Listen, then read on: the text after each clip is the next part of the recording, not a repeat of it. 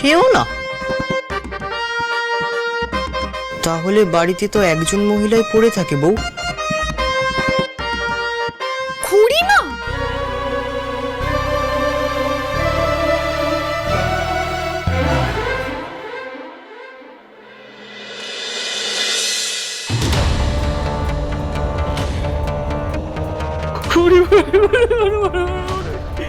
এই হাতটা তুমি চুরি করেছো?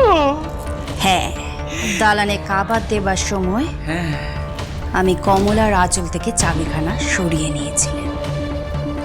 একখানা মাটির ডালায় সেই চাবির ছাপ নিয়ে সোজা গিয়ে কামারের কাছ থেকে একখানা চাবি বানিয়ে এনেছিলেন, আর আসল চাবিখানা পেলে দিয়েছিলেন জামাইয়ের মায়েদের পায়ের কাছে, যাতে সন্দেহ ঘুরে যায় তাদের দিকে। আর তারপর সুযোগ বুঝে যখন কমলারা ঘুমোচ্ছিল তখন ওদের ঘরে ঢুকে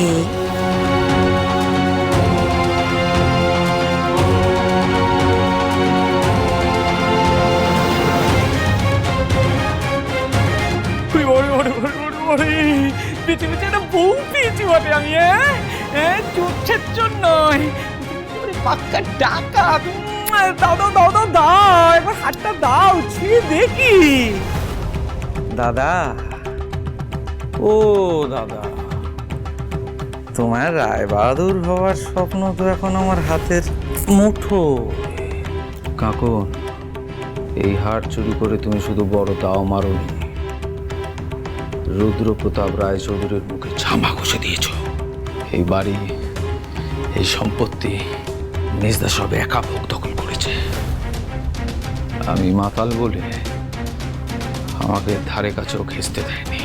এই আহার কানা চুরি করে আমি দাদার রায় বাহাদুর হওয়ার স্বপ্ন একেবারে গুছিয়ে দিয়েছি। আর অন্যদিকে মেয়ের সৌর ঘরের সঙ্গে দাদার সম্পর্ক একেবারে চুকিয়ে দিয়েছি।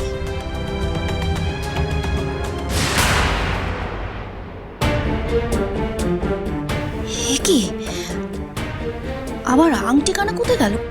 কোথায় পেলাম আমি আংটিটা? গিন্নি, তুমি কি করো বলো তো? তুমি এটা এত বড় হার হাতিয়েছো, তুমি একটা সামান্য আংটির জন্য ভাবছো? ছাড়ো ছাড়ো ছাড়ো। গিন্নি, যে হার তুমি হাতিয়েছো না, এখন 5-7 বছর আমাদের আর কারোর কাছে হাত পাততে হবে না। বলি কি, আজকে রাতে বাড়তি আমি 1 বোতল খাবো, তুমি রাখো। একেবারে নয়, আগে বাইরে যা ধার দেনা করেছো সেগুলো শোধ দেবে, তারপর এসব আনন্দ ফুর্তির কথা ভাববে, বুঝেছো? গিন্নি, হবে, সব হবে, সব হবে। হাড়ি তো আমাদের ভাগ্য খুলে দেবে গিন্নি, ভাগ্য খুলে দেবে। তবে সাবধান, বাইরে কিন্তু হাওয়া গরম। এই হারখানা এমন একখানা জায়গায় রাখতে হবে যাতে কাক পক্ষীতেও টের না পায়। শোনো গিন্নি, তোমার যা করার ছিল সেটা তুমি করে দিয়েছ। এখন এই হার লোকানোর দায়িত্ব আমার। তুমি নিশ্চিন্তে থাকো। বউ দিদি খুড়িমা জানি না বউ, তবে যে আসলেই হারটা চুরি করেছে তাকে তো উচিত শিক্ষা দিতেই হবে। কিন্তু সেটা হবে কিভাবে? আমরা জানবো কিভাবে কে ওই হার চুরি করেছে?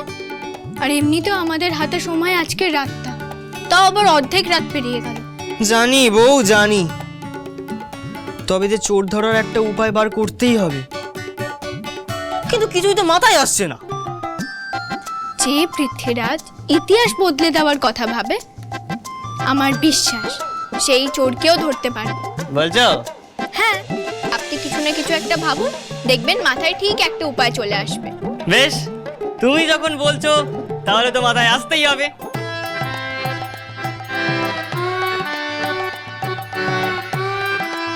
পেয়েছি। কি পেয়েছিস? কি পেয়েছো ভাই? চোর ধরার উপায়।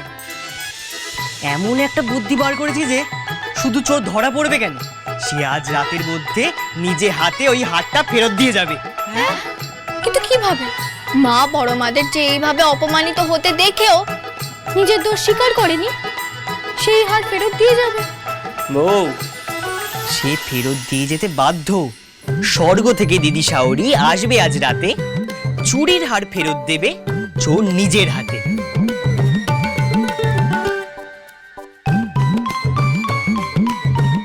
বুঝলে না?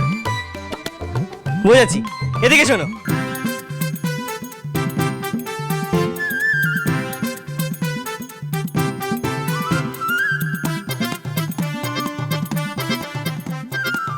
ঠাকুরজি, ও ঠাকুরজি, এই রে গেল। তোমরা গিয়ে লুকিয়ে পড়ো। আরে হরা, তোর এখানে হবে না, তুই অন্য জায়গায় খোঁজ।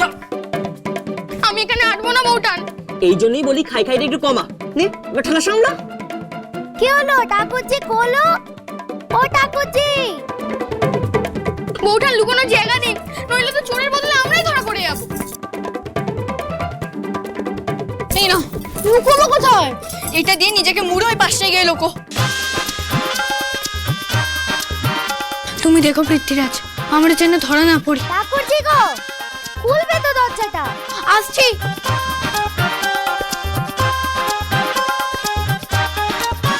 সেই থেকে ডেকে যাচ্ছি, দরজা খুলতে পারছিলে না? দিন রাত কেটে কেটে মরতে হচ্ছে।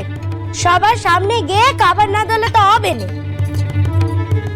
ও বাবা, তুমি আবার কখন এলে? এই তো একটু আগে। ও, তা ভালোই করেছো। তোমার শোয়ের মাথা রেখে কাঁদার জন্য একটা কাঁধের খুব দরকার। কেন বউ দিদি, কাঁদবো কেন? সে কি আর আমরা বুঝি নে রে কমলা মা? এই মুহূর্তে তোর মুখের মধ্যে যে কি ঝড় বইছে।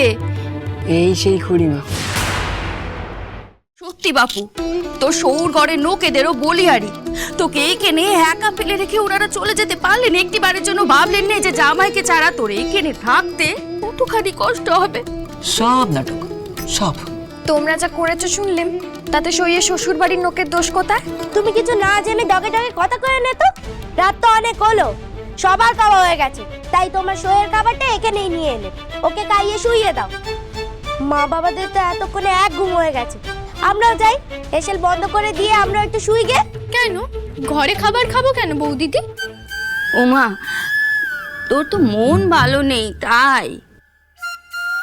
ও মা, মন খারাপ করার মতো হয়েছেটা কি? তোমরা আমাকে নিয়ে মিছিমিছি চিন্তা করছো খুড়িমা। আমি খাবো তো বটে, বরং তোমাদের সাথে গল্প করতে করতে ভালো করে বসে খাবো। তোমরা আজ বসার ঘরেই খাবার বারো বউ দিদি। খাবার ঘরের আয়োজন করতে হবে না আমার, আমি এক্ষুনি আসছি নিচে। ওমা, এই মেয়ের তো দেখছি শোক তাপ সবই উদাও। কিছু বললে খুড়িমা? হ্যাঁ, না না বাচ্চা, কি আর বলবো। ওই তুই কইলি না যে নিচে গিয়ে খাবি, তো যাই গিয়ে খাবারটা বাড়ি। খেতে বসেই শুরু হবে তাণ্ডব। খাবার ফিরিয়ে দিলেন বউঠান। খাবার যে লক্ষ্মী, উনি নিচে গিয়ে খেলে আমরা খাবো কোথায়? কি হলো বউ দিদি, তুমি যাও। হ্যাঁ যাই, তুমি কিন্তু বেশি দেরি করো না। হ্যাঁ, তাড়াতাড়ি চলে এসো। হ্যাঁ বউ দিদি, তুমি যাও, আমি এক্ষুনি আসছি।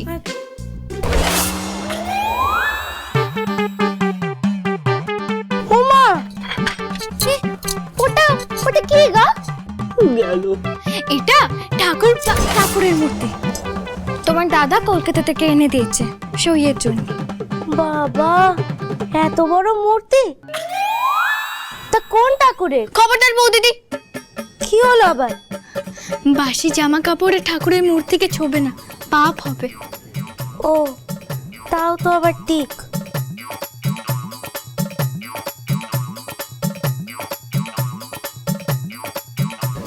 ঠাকুরজি, তাহলে তুমি কিন্তু তাড়াতাড়ি এসো। হ্যাঁ হ্যাঁ বউ দিদি। উফ, বাঁচলাম। হরার কপাল বটে, বৌদিদির কাছ থেকে পেন নাম পেয়ে গেল। ভাড়া কেটে গেছে ফটকে, এবার চোরের ওপর পড়বে খাড়ার ঘা।